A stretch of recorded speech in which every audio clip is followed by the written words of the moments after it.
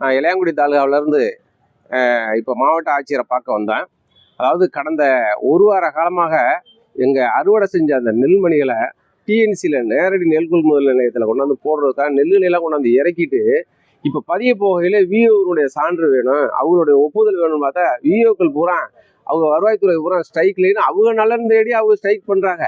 ஆனால் நாங்கள் எங்களுடைய நலன் தேடி இந்த நெல்லை போட்டு எப்படியாவது இந்த அறுவடைக்கு உள்ள அறுக்கக்கூடிய மிஷினு காசு கூட கொடுக்க முடியாமல் நெல் அங்கேயே காத்திருக்கு. ஆனால் இவங்க பூரா ஸ்ட்ரைக் பண்ணுறாங்க. இப்போ எங்களுக்கு எந்த வழிவகை தெரியாமல் இன்னைக்கு மாவட்ட ஆட்சியர்கிட்ட வந்தேன்.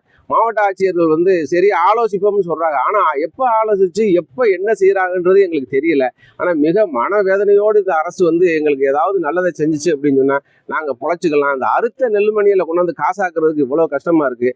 இந்த மாவட்ட நிர்வாகம் இந்த மாநில நிர்வாகம் எங்களுக்கு ஏதாவது நல்லது செய்யணும்னு நினச்சி நாங்கள்லாம் எல்லாரும் சேர்ந்து ஒற்றுல இந்த விவசாயிகள் பூரா ஒன்றா வந்திருக்கோம். தயவு கூர்ந்து இந்த அரசு எங்களுக்கு நல்லது செய்ய முடியாது கேட்டுக்கொள்கிறோம்.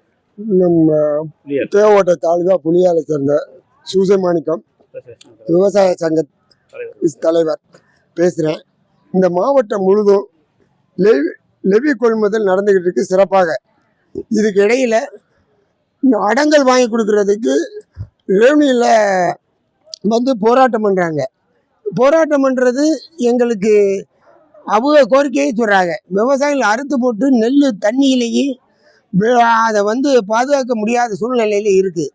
அதனால் இந்த அவங்க எந்த ரூபத்திலேயாச்சும் நெல்லை கொள்முதல் பண்ணுறதுக்கு ஒரு வழிவகை செய்கிறதற்கு இந்த அரசாங்கமும் நம்ம கலெக்டராகவும் உத்தரவு பண்ணணும்னு கேட்டுக்கொள்கிறேன். என் பேர் சூசமாணிக்கம், புலியால் கிராம விவசாய சங்கம்.